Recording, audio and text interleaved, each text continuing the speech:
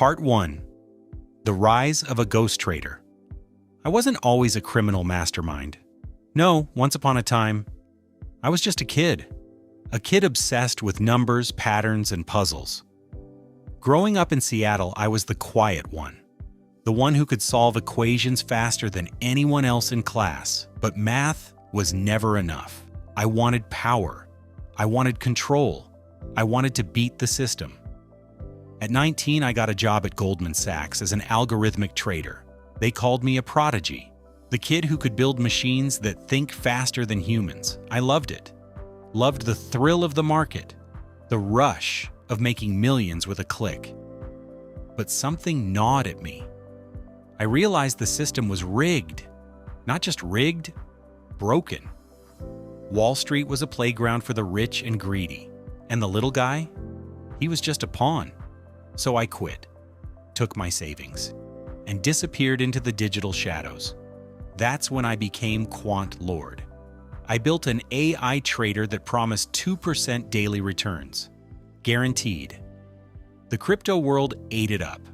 Everyone wanted in. My bot was a black box. No one knew how it worked. Not even me. But it didn't matter. The money poured in.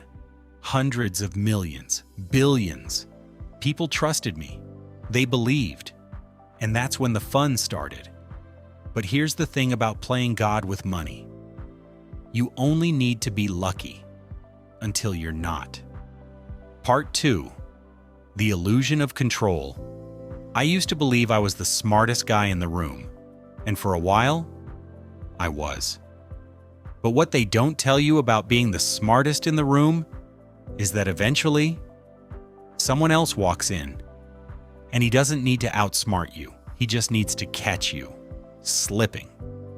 The moment things started to spiral was when the fund hit $1.2 billion in assets. Not actual dollars, of course. Just numbers on a screen, fed by an AI I coded in a hotel room in Hong Kong, half drunk on arrogance. My investors? CEOs crypto bros, single moms, retired cops.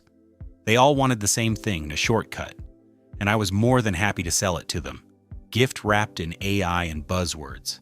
I told myself, Victor, you're not stealing. You're just front-running their greed. But deep down, I knew. One night, a guy named Lars messaged me on an encrypted forum, said he'd cracked part of my system, wanted to collaborate. I knew that word. Collaborate meant, I own leverage on you now. I ignored him. Big mistake. 2 days later, a thread popped up on Reddit. Is QuantLord just a giant GPT trading simulator? It didn't go viral, but it was enough. I saw withdrawals increase 700% in 48 hours. My AI couldn't generate results fast enough to cover the exits. So what did I do? I doubled down. I fed the AI fake tick data. I let it hallucinate gains. I forged wallet screenshots, layered wash trades across 3 shell exchanges I spun up in Estonia, Panama, and Cyprus. I went full fiction, and it worked for about 3 weeks. Then Lars came back, this time with a zip file. Your source code, your trades, your AI config, all public in 24 hours unless we talk. That night, I didn't sleep. I didn't even blink. I stared at my laptop, watching my world collapse one line of code at a time. But instead of panicking, I did something worse. I made a plan. I transferred 42 million in wrapped ETH through a mix of Tornado Cash, Monero gateways, and something new I'd been building, a deep fake persona with real KYC, and a passport from a dead man in Cyprus. Victor Lang died that night. QuantLord became a ghost, and now I'm just waiting for the next move. Part 3. Cracks in the code luck runs out. That's the cold, ugly truth. By the time I realized my I wasn't actually learning. It was just parroting patterns I fed it. The withdrawals had doubled, and the heat was coming. I started noticing strange messages, encrypted chats from an anonymous user, Lars. He claimed to have proof the system was a sham, proof that QuantLord was a ghost. I ignored him. Big mistake. Reddit threads popped up, whispering doubts. Investors started questioning. Fear spread like wildfire. Withdrawals spiked 700% in 48 hours. I panicked, so I doubled down. Faked trades, forged screenshots, moved money through shell companies scattered across Estonia, Panama, and Cyprus. I turned my digital empire into a fiction, a lie, a spectacular illusion. But the pressure was crushing. Lars wasn't done. He sent a zip file, source code, trade logs, everything. Public in 24 hours. Unless we talked. I didn't sleep that night. Stared at my screen, watching my world unravel one line of code at a time. Instead of breaking, I planned. Moved 42 million through mixers and gateways. Created a deepfake persona with fake KYC and a passport from a dead man. Victor Lang died. QuantLord became a ghost. And now, I'm just waiting. Waiting for the next move. Part 4. The Man Behind the Mask. I'm no stranger to paranoia, but when you fake an entire identity, you start to wonder, who are you really? After the transfer, I went off-grid. No phones, no social media, just shadows. I lived in rented apartments under fake names.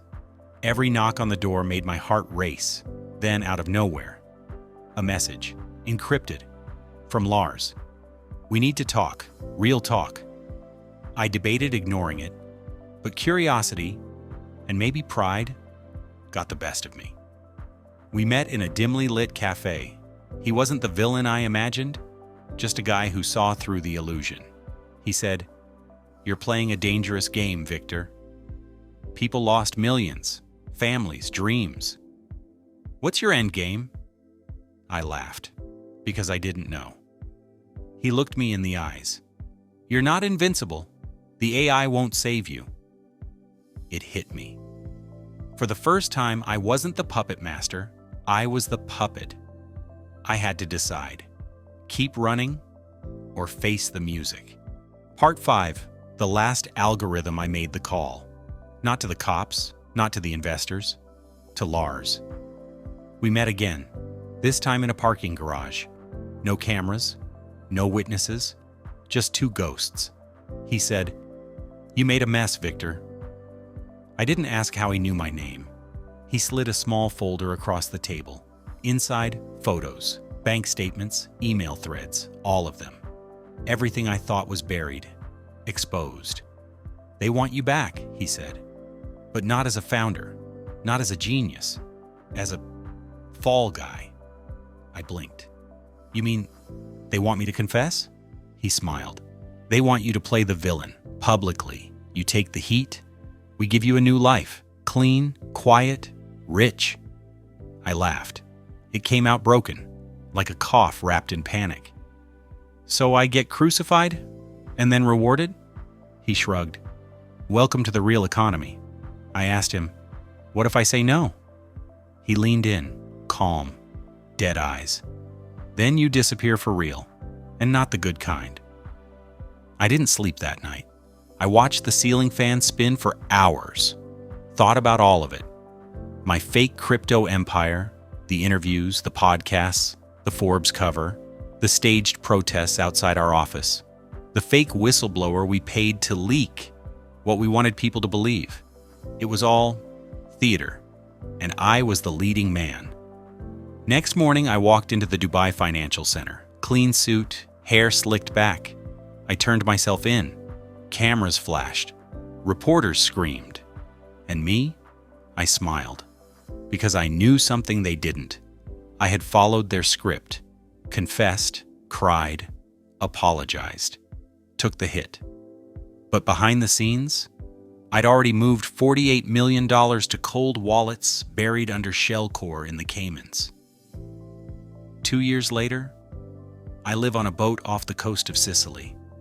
New name, new face, new rules, and every night I pour a drink and whisper to the waves, they thought I lost. But I just changed the game.